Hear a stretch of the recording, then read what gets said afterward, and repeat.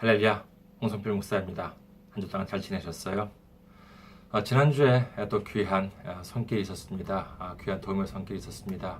먼저 은총교회의 허영 목사님께서 선교 후원금으로 선교해 주셨습니다. 감사합니다. 그리고 정훈진 님께서도 선교 후원금으로 귀하게 선교해 주셨습니다. 정말 감사드립니다. 주님의 큰 축복이 함께 하시기를 주님의 이름으로 축원드립니다. 다른 분들께서도요, 꼭 물질만이 아니더라도 기도로서 이렇게 후원을 해주시면 너무나도 힘이 될 것입니다. 자, 오늘 함께 은혜 나누실 말씀 보도록 하겠습니다. 오늘 함께 은혜 나누실 말씀 마태복음 13장 44절에서 46절 말씀입니다.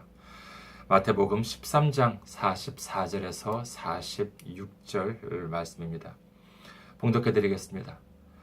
천국은 마치 밭에 감추인 보화와 같으니 사람이 이를 발견한 후 숨겨두고 기뻐하며 돌아가서 자기의 소유를 다 팔아 그 밭을 사느니라.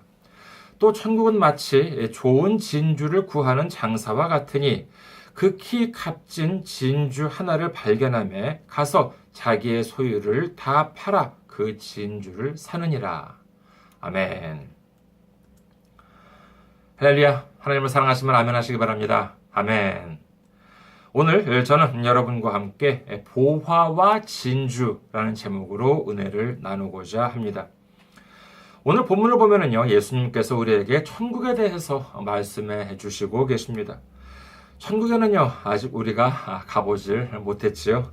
그렇기 때문에 천국에 대해서 자세하게 그 천국의 언어로 이렇게 설명해 주신다 하더라도요, 우리가 이해하기에는 좀 한계가 있을 수가 있습니다.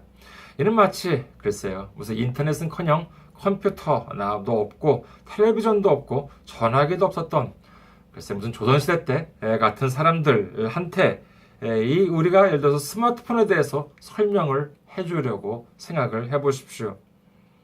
지금 21세기를 살아가는 우리한테 있어가지고요, 뭐 컴퓨터도 상식이고 인터넷도 상식이지만은요, 그와 같은 정말 이렇게 그 컴퓨터나 인터넷을 뭐 말도 모르고 본 적도 없는 그런 분들한테 이 스마트폰에 대해서 설명을 해준다라고 하면은 여러분께서는 어떻게 하시겠습니까? 결국 그러면 어떻게 하겠어요? 그분들이 지금 알고 있는 단어의 범위 내에서 설명을 해줄 수밖에 없는 것이겠지요. 그래서 바로 예수님께서는 이렇게 비유로 설명을 하신 것입니다. 예수님께서는 성경을 통해서 천국에 대한 비유를 여러 가지 각도에서 설명해 주고 계신데 오늘 본문을 보면은요, 대단히 흥미롭습니다. 먼저 예수님께서는요, 오늘 본문에서 두 사람을 예로 드십니다. 한 사람은 밭에 감추인 보화를 발견한 사람이 있었습니다. 그리고 또 하나는요, 극히 값진 진주 하나를 발견한 이 진주 장사라고 하는 것입니다. 예수님께서는 왜 두 사람을 예로 드셨을까요? 그 이유는 간단합니다. 이 두 사람을 예로 말씀하시는 것이 천국을 표현하기에 가장 적합한 것이었기 때문이지요. 먼저 첫 번째 사람을 보시겠습니다. 그가 발견한 것은 뭐였느냐 하면요, 밭에 감추어져 있는 보화였습니다. 그런 이를 발견하고 너무나도 기뻤습니다. 그러고는 어떻게 했대요? 이를 숨겨두고 돌아가서는 자기가 가지고 있던 모든 것을 다 팔아서 그 밭을 샀다는 것입니다. 그리고 두 번째 인물은요, 이 진주장사꾼 이야기죠. 예수님이 말씀하시기를요, 이 사람은 좋은 진주를 구하는 장사꾼이었는데 근데 마침 지극히 값진 진주 하나를 발견했다고 해요. 그래서 어떻게 했냐면요, 자기의 소유를 다 팔고서는 그 진주를 샀다는 것입니다. 이제 그러면은요, 이 사람들에 대한 이야기를 자세하게 살펴보고자 하는데, 여기서 우리는요, 먼저 두 가지 공통점과 그 다음에 두 가지 의문점, 이렇게 한번 나누어서 살펴볼까 합니다. 자, 이 두 사람이 등장하는데, 이 두 사람한테는요, 각각 두 가지의 공통점이 있습니다. 뭐냐면은요, 자, 첫 번째 공통점은 뭐냐? 이 두 사람은요, 모두 한 가지를 발견을 했어요. 첫 번째 사람은요, 밭에서 값진 보화를 발견했고요. 두 번째 사람은 지극히 값진 진주 하나를 발견했다고 합니다. 그리고 두 번째 공통점이 뭐냐 하면은요, 이 두 번째 공통점은 그 자신들이, 이 두 사람들은 모두 자신이 발견한 그 보물을 얻기 위해서 자기 소유를 다 팔았다고 예수님께서는 말씀하십니다. 자, 이 두 가지 공통점, 여러분께서는 어떻게 생각하십니까? 예수님께서는 이들이 발견한 두 가지, 즉 밭에서 발견한 보화, 그 다음에 값진 진주라고 하는 것은 모두 천국을 상징한다고 말씀을 하시면서요, 이를 얻기 위해서 정말 자기의 소유를 다 팔았다고 하는데, 여러분께서는 여기까지 들으시면 좀 이해가 되십니까? 잘 이해가 안 돼요? 괜찮습니다. 자, 그렇다면은요, 이 부분을 조금 더 확실하게 이해하기 위해서는요, 아까 말씀드린 바와 같이 두 가지의 의문점을 풀어야지만 됩니다. 두 가지 의문점이란 무엇이냐라고 하면은요, 첫 번째 의문점, 이건 뭐냐 하면은 그 사람들이 그 보화나 진주를 발견했다라고 하면은 그 사람들이 발견하기 전에도 분명히 그것은 거기에 있었을 것입니다. 그런데 그럼 그 사람들이 발견하기 전에 다른 사람들은 그것들을 발견하지 못했을까라고 하는 것이지요. 이것이 첫 번째 의문점입니다. 그리고 두 번째 의문점은 뭐냐? 도대체 그 보화나 진주가 얼마나 비싸길래 자기가 가진 소유를 다 팔아야지만 살 수 있었을까 하는 것입니다. 이것이 두 번째 의문점이라고 할 수 있겠습니다. 먼저 첫 번째 의문점부터 접근을 해보도록 하겠습니다. 자, 첫 번째 사람, 이분이 발견한 보화는 어디서느냐? 밭에 있었습니다. 그리고 두 번째 사람이 발견한 것은요, 진주였다고 합니다. 앞에서는 보화가 발견된 장소는 명확하게 밭이라고 기록되어 있습니다. 밭이라고 한다면 어디에 있어요? 보통은 바닷가에 있지는 않죠. 보통 이렇게 좀 내륙 쪽이나 아니면 산 쪽에 이제 있다고 할 수 있을 것입니다. 그렇지만은 이렇게 위치에 대해서는 정확하게 나와 있는데, 근데 구체적으로 보화가 무엇인지에 대한 기록은 없습니다. 반면에 이 두 번째는 어떻습니까? 이 두 번째 사람에 대해서는요, 그가 발견한 물건에 대해서는 구체적으로 나와 있습니다. 뭐라고 되어 있어요? 지극히 값진 진주라는 설명이 있는 반면에 그 발견된 장소가 바다인지, 진주니까 바다인지 아니면 무슨 귀금속 방인지 어디인지 말씀하고 있지 않습니다. 예수님께서 기왕 말씀해 주시려면 좀 더 알기 쉽게 말씀해 주시면 좋을 것을 왜 이렇게 헷갈리게 말씀하신 것일까요? 말씀이 서툴러서요? 아니요, 그렇지가 않습니다. 사실 이것은 일부러 우리가 알아듣기 힘들라고 이렇게 말씀하신 것이 아니죠. 그러실 리가 있겠습니까? 이는 오히려 우리가 더 잘 이해할 수 있도록 말씀해 주신 것입니다. 예를 들어서요, 옛날 조선시대 때를 다시 말씀을 드리자면요. 글쎄요, 그 당시에는 이른바 그 성공적인 삶을 사는 방법이라고 한다 그러면 어땠을까요? 쉽게 우리가 생각할 수 있는 것은 뭐냐 하면요, 남성은 어땠겠습니까? 남성은 열심히 공부해서, 그 다음에 과거에 급제해서 벼슬길에 오르는 것, 이것이야말로 바로 남성에 있어가지고 성공적인 삶이라고 할 수 있었겠죠. 그러면 여성에 있어가지고 성공적인 삶은 어땠을까요? 그것은 바로 정말 이렇게 잘 키워서, 그 다음에 정말 좋은 집안으로 시집가서 아들, 딸 낳고 사는 것이 인생 목표였을 것입니다. 이것이 바로 당시의 대표적인 성공적인 삶의 표본이었겠죠. 하지만 요즘은 어떻습니까? 이른바 명문대학 나와서 무슨 고시 패스 하지 않더라도 훌륭한 인생을 살아가는 사람들은 얼마든지 있습니다. 그리고 여성도 시집가서 가정일만 하는 것이 아니라 사회 진출도 상당히 늘어서 이제는 여성 없이는 사회가 돌아가지 않을 정도로까지 확대되었다고 할 수 있겠습니다. 천국이라고 하는 것도 마찬가지입니다. 천국은 무슨 산에만 있는 것이 아닙니다. 바닷가에만 있는 것도 아닙니다. 천국에 가려면 신학교를 나와야 하는 것도 아닙니다. 교회에서 높은 직분을 받아야만 천국에 갈 수 있는 것도 아닙니다. 천국은 얻기 위해서는요, 어떤 한 방법만 있는 것이 아니라고 여러 가지 방법이 있다고 예수님께서는 말씀하고 계신 것이죠. 그렇다면 이 천국이라고 하는 것은 그럼 어떻게 해야지만 얻을 수 있는 것일까요? 그것은 바로 이 두 사람이 어떻게 해서 밭에 있는 보화와 지극히 값진 진주를 찾을 수 있었는가 하는 것을 생각해 보면 알 수 있습니다. 어떻게 그 사람들은 찾을 수 있었을까요? 여기에 대한 답은요, 예수님께서 이미 말씀해 주고 계십니다. 마태복음 7장 7절에서 8절을 봅니다. 마태복음 7장 7절에서 8절. 구하라 그리하면 너희에게 주실 것이요. 찾으라 그리하면 찾아낼 것이요. 문을 두드리라 그리하면 너희에게 열릴 것이니 구하는 이마다 받을 것이요. 찾는 이는 찾아낼 것이요. 두드리는 이에게는 열릴 것이니라. 이렇게 예수님께서 말씀해 주고 계시죠. 이 사람들이 보화와 값진 진주를 발견할 수 있었던 이유는요, 다른 게 아닙니다. 바로 이를 얻기 위해서 열심히 찾아다녔던 것입니다. 그렇기 때문에 발견할 수 있었던 것입니다. 예를 들어서 우리가 사진을 찍으려고 한다고 한번 생각해 보시기 바라겠습니다. 그러면 어떻게 해야 됩니까? 핀트를 맞춰야 되죠. 초점을 맞춰야 됩니다. 우리가 가지고 있는 스마트폰도 마찬가지입니다. 아무리 기회가 좋아졌다고 하지만은요, 그냥 무슨 갖다 대고 누르기만 한다고 사진이 잘 나오는 것은 아니지요.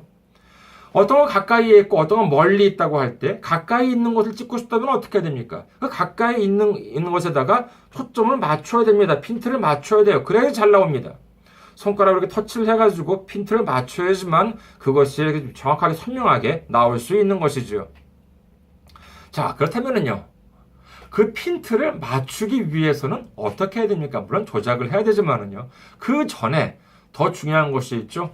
핀트를 맞추려면은 당연히 무엇을 찍어야 할 것인지를 결정을 해야 하는 것입니다. 무엇을 찍을지 결정하지도 못하면서 핀트를 맞출래야 한다고 그러면 맞출래야 맞출 수가 없는 것이죠. 예수님께서 말씀하신 이야기에 등장하는 이 사람들은요, 바로 그 보화 그리고 그 진주한테 핀트를 맞춰서 정말 이를 얻기 위해서 열심히 찾아다녔던 것입니다. 아마도 눈에 불을 켜고 찾아다녔을 것이죠. 그랬더니 어떻게 되었대요? 마침내 발견할 수 있었던 것입니다. 우리도 역시 이 우리 삶 속에서 다른 것이 아니라 이 천국이라고 하는 보화, 천국이라고 하는 이 값진 진주에 핀트를 맞추고 초점을 맞추고 살아가는 우리 모두가 되시기를 주님의 이름으로 축원합니다. 그렇다면 다른 사람들은 어땠을까요? 이 사람들이 발견하기 전에 그것들은 그 자리에 있었을 것입니다. 그런데 다른 사람들은 그것을 보고도 그것이 보화인 줄 몰랐습니다. 그 진주를 보고도 그것이 진주, 극히 값진 진주라고 하는 사실을 몰랐던 것이죠. 자신이 직접 눈으로 보더라도 그 사람들은 알지 못했습니다. 누구는 이렇게 말합니다. 예를 들어서요, 밭에서 보화를 발견했다라고 하는데 이것을 숨겨뒀다고 하잖아요.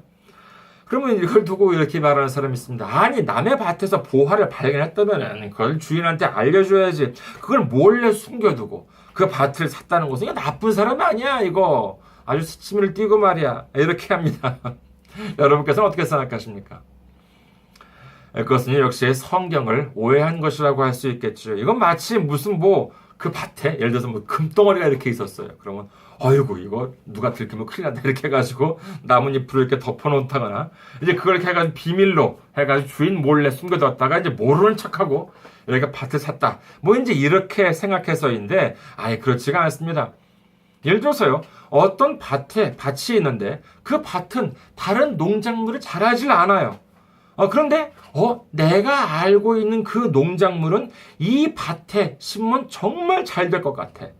그래가지고 정말 속된 말로 대박이 날 것 같아요. 그래서 그 밭을 샀다면 어떻게 됐겠습니까? 그것도 역시 그 밭에서 자신만이 알 수 있는 보화를 발견한 것이지요. 여기서 숨겨두었다는 것은요, 무슨 나쁜 의도가 아니라 그만큼 중요하게, 그만큼 소중하게 여겼다는 것을 말하는 것입니다. 이 보화도 그렇고요, 진주도 그렇습니다. 다른 사람들은 그 진정한 가치를 몰랐습니다. 하지만 이 보화와 진주를 열심히 찾았던 그들은요, 단번에 이를 알아보았던 것입니다. 예컨대 고등학교나 대학교, 야구나 축구팀, 그리고 육상 경기, 감독 같은 경우에 보면은요, 물론 선수들의 육성이나 그 다음에 지도도 중요하다고 하지만은요, 그건 못지않게 중요한 것이 바로 이 유망한 선수를 발굴하는 것이라고 합니다. 이는 정말 우리가 얼핏 보면은요, 다 그 선수가 그 선수처럼 보입니다. 하지만 유능한 감독, 그리고 유능한 스카우터, 어른들이 보면은요, 정말 벌써 사람 보는 눈이 남다릅니다.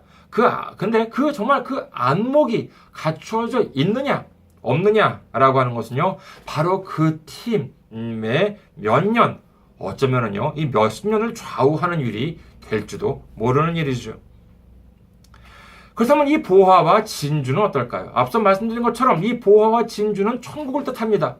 하지만 이 천국을 알아보는 사람들이 많았어요? 아니면 많지가 않았습니까? 예수님께서는 말씀합니다. 마태복음 7장 13절에서 14절을 봅니다. 좁은 문으로 들어가라. 멸망으로 인도하는 문은 크고 그 길이 넓어 그리로 들어가는 자가 많고 생명으로 인도하는 문은 좁고 길이 협착하여 찾는 자가 적음이라. 예수님께서는 말씀하십니다. 이 보화야말로 진정 가치가 있고 이 진주야말로 참으로 귀한 것임에도 불구하고 아무도 가져가려 하지 않아요. 아무도 그 진정한 가치를 알려 하지 않습니다. 천국의 가치를 모르는 사람들은 어떻게 말합니까? 일요일에 무슨 교회를 가?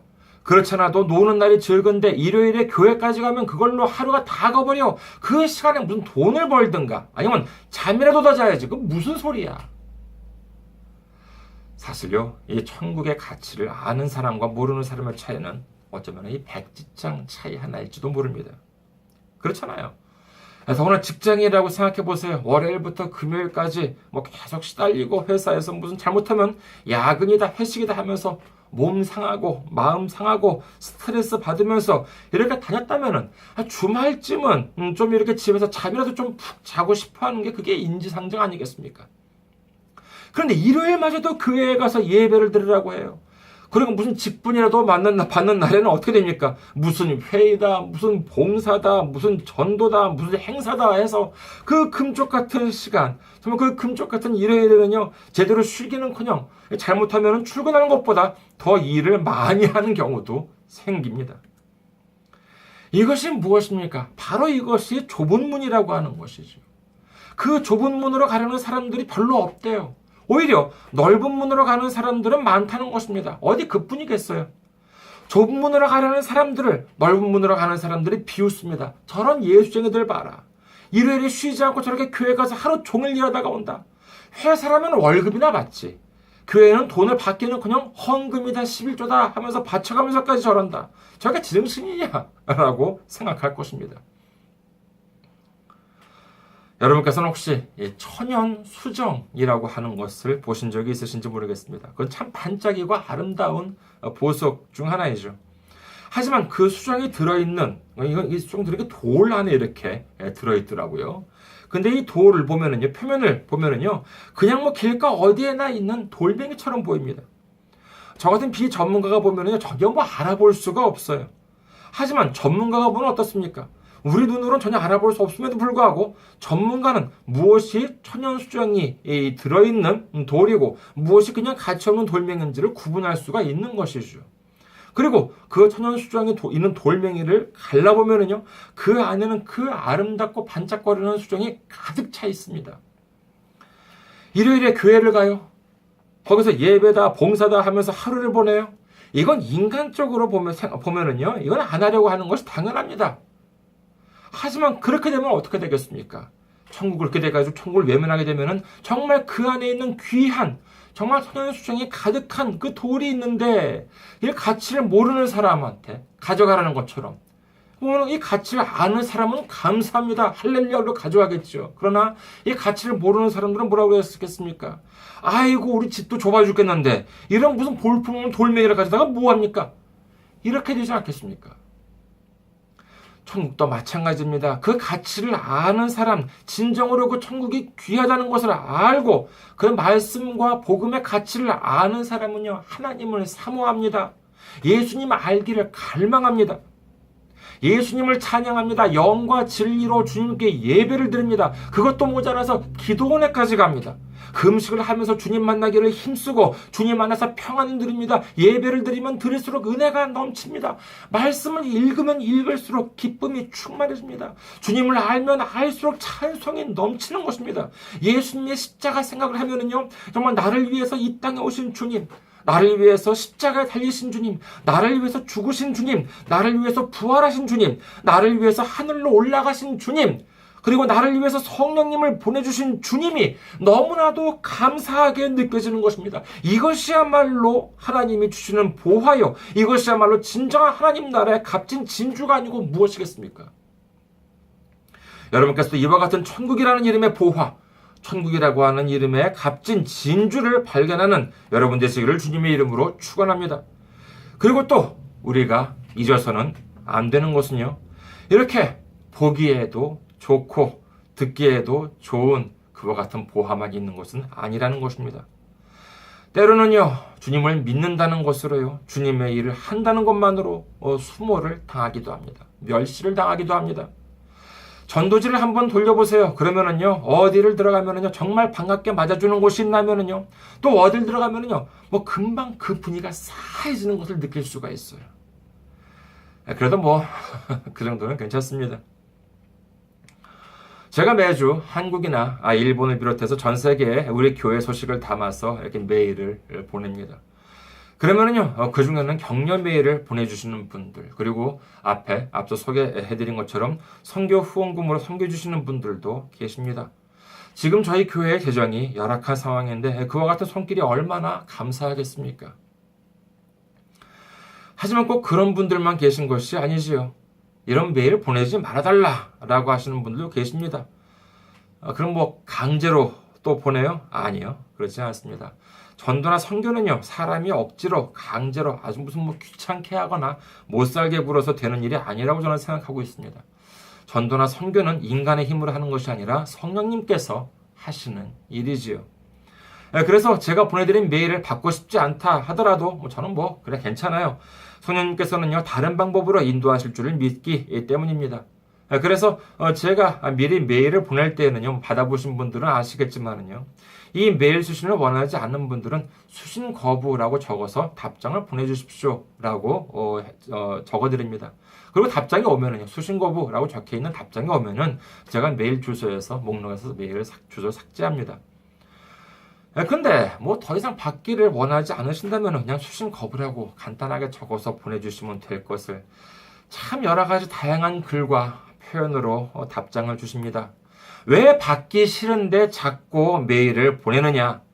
이런 메일을 보낼 거면 미리 양해를 구하고 보내야 하지 않느냐? 아니, 어떤 걸 보낼 것인지를 모르는 분한테 어떻게 미리 양해를 구하고 보냅니까? 그러면서도 이런 메일을 더 이상 보내지 말아라. 한 번만 더 보내면 고발할 거다 하면서 참 다양하게 답장을 주시는 분들이 계십니다.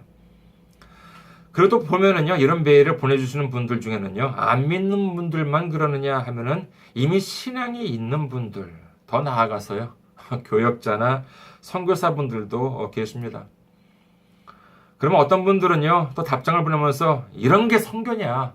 왜 이렇게 귀찮게 하냐? 그러면서 이런 메일 보낼 시간이 있으면은 기도나 해라. 하고 역시 참 다양한 글과 다양한 표현으로 답장을 주십니다. 이런 메일을 받고 그러면은요, 정말 참 반박 메일을 보내고 싶어가지고 정말 아주 그냥 정말 머릿속에 가득해집니다. 저라고 하고 싶은 말이 왜 없겠어요? 입이 근질근질 거립니다. 손으로 이제 찍고 싶은 그 손이 근질근질 거려요. 머릿속에서도요, 문장을 몇 번이나 적어가고 지우고 적어가고 지우고 그럽니다. 하지만 어쩌겠습니까? 마태복음 5장 11절에서 12절 보면은요, 나로 말미암아 너희를 욕하고 박해하고 거짓으로 너희를 거슬러 모든 악한 말을 할 때에는 너희에게 복이 있나니 기뻐하고 즐거워하라. 하늘에서 너희의 상이 큼이라. 너희 전에 있던 선지자들도 이같이 박해하였느니라. 사도행전 5장 40절에서 41절 보면은요, 그들이 옳게 여겨 사도들을 불러들여 채찍질하며 예수의 이름으로 말하는 것을 금하고 놓으니 사도들은 그 이름을 위하여 능력받는 일에 합당한 자로 여기심을 기뻐하면서 공회 앞을 떠나니라 라고 기록합니다. 그래도 성경은요, 다른 보화에 대해서도 말씀하시죠. 히브리서 11장 24절에 보면은요, 믿음으로 모세는 장성하여 바로의 공주의 아들이라 칭함받기를 거절하고 도리어 하나님의 백성과 함께 고난받기를 잠시 죄악의 낙을 누리는 것보다 더 좋아하고 그리스도를 위하여 받는 수모를 애굽의 모든 보화보다 더 큰 재물로 여겼으니 이는 상 주심을 바라봄이라 라고 성경을 말씀하십니다. 이와 같은 말씀들을 보면은요, 그래, 내가 이 정도 가지고 내가 무슨 정말 욱하거나, 그래서는 안 되겠지. 라고 하면서, 그걸 또 이렇게 선교 후원금이든지, 기도를 섬겨주시든지, 이렇게 그 격려 메일을 보내주시든지, 그럴 때마다 보면은요, 내가 가고 있는 길이 잘못된 것이 아니구나. 정말 주님께서 인도해 주시는 길을 가고 있구나. 라고 하는 확신을 갖게 되는 것입니다. 여러분께서도 이 주님께서 주시는 일을 감당하실 때 좌절이나 낙심하지 말고 이 주님께서 주시는 힘과 능력이 함께 하시기를 주님의 이름으로 축원합니다. 마지막으로 두 번째 의문이죠. 두 번째 의문을 살펴봐야 되겠습니다. 첫 번째 의문은 뭐였습니까? 이것을 정말 먼저 발견한 사람은 없었을까라고 하는 것이었죠. 두 번째 의문은 무엇이냐 하면은요. 이 두 사람들은 이 보화와 값진 진주를 얻기 위해서 자신의 모든 소유를 팔았다는 것입니다. 그렇다면 도대체 천국이라고 하는 곳은 얼마나 비싸길래 내가 가지고 있는 소유를 다 팔아야 하는 것일까 하는 것이죠. 이 말씀을 또 잘못 이해하면은요, 무슨 천국에 들어가려면 자기가 가지고 있는 모든 재산을 교회에다 갖다 바쳐야 한다. 이러는 사람들이 있습니다. 이렇게 되면 어떻게 돼? 이게 뭐겠어요? 그야말로 사이비 종교가 되는 것이죠. 이 말씀은 그런 뜻이 아닙니다. 성경에 보면은요, 사도 바울은 과거에 청년 엘리트였습니다. 좋은 학교를 나와서 어려운 시험에 합격한 인물이었지요. 그의 출세는 이미 보장된 거나 다름없었습니다. 그는 출세 가도를 달리기 위해서 나라에 충성했습니다. 그리고 그가 가진 신념에 충실했습니다. 그 결과 어떻게 했습니까? 예수 믿는 사람들을 탄압하고 짓밟고 잡아들이고 죽음에 몰아넣었습니다. 이것이 그러면 바울이 나쁜 사람이라서 그랬습니까? 아니요. 세상적으로 보면은요, 바울은 나쁜 사람이거나 하물며 범죄자가 아니었습니다. 유능한 인물이었고요, 충실한 관료였습니다. 바울이 그 자리에 오르기 위해서 얼마나 많은 노력을 했겠습니까? 하지만 믿음이 없는 그가, 예수님을 알지 못했던 그가 나라와 국가를 위해 한 일이 무엇이었습니까? 결국 예수님을 박해하고 탄압하고 복음을 방해한 일이 되어버리고 말았던 것입니다. 이제 예수님을 받아들이고 복음을 받아들인 그가 이 사실을 알았을 때 그는 이렇게 고백합니다. 고린도전서 2장 2절 봅니다. 고린도전서 2장 2절. 내가 너희 중에서 예수 그리스도와 그가 십자가에 못 박히신 것 외에는 아무것도 알지 아니하기로 작정하였습니다. 갈라디아서 6장 14절. 그러나 내게는 우리 주 예수 그리스도의 십자가 외에 결코 자랑할 것이 없으니 그리스도로 말미암아 세상이 나를 대하여 십자가에 못 박히고 내가 또한 세상을 대하여 그러하니라. 빌립보서 3장 8절과 9절에는 이렇게 기록합니다. 또한 모든 것을 해로 여김은 내 주 그리스도 예수를 아는 지식이 가장 고상하기 때문이라. 내가 그를 위하여 모든 것을 잃어버리고 배설물로 여김은 그리스도를 얻고 그 안에서 발견되려 하매니 내가 가진 의는 율법에서 난 것이 아니요 오직 그리스도를 믿음으로 말미암은 것이니 곧 믿음으로 하나님께로부터 난 의라라고 기록합니다. 이게 무엇이에요? 지금까지 내가 쌓아온 노력, 내가 이루어온 성과, 내가 가지고 있던 업적, 실적들을 다 모두 모아도 예수 그리스도의 십자가에 비하면 아무것도 아니라고 하는 사실을 깨달았다는 것입니다. 내가 지금까지 살아오면서 많은 지식을 얻었지만은 주님의 십자가에 대한 지식과 지혜에 비하면 아무런 가치가 없다는 것이지요. 지금까지 살아오면서 나에 대해서 자랑할 것은 많았습니다. 그러나 이 모든 자랑은 주님의 십자가에 비하면 아무런 의미가 없는 것이었다. 왜냐하면 이 세상 모든 지식보다도 예수님을 아는 지식이야말로 가장 으뜸되는 지식이요 구원과 생명에 이르는 유일한 길이라는 사실을 깨달았기 때문이라고 바울은 고백하고 있는 것입니다. 이것이 무엇입니까? 이것이 바로 자기가 그동안 가지고 있던 소유를 다 팔아서 보화와 지극히 값진 진주를 얻은 바울의 고백이었던 것입니다. 그리고 이 모든 고백이 우리의 고백이 되시기를 주님의 이름으로 축원합니다. 여기까지 말씀드렸다면 이제 우리에게 있어서 진정한 보화가 무엇인지 아시게 되셨습니까? 하지만 아직까지도 진정한 보화가 무엇인지 모르시는 분들이 계시다면요, 일로 어쩌면 좋겠습니까?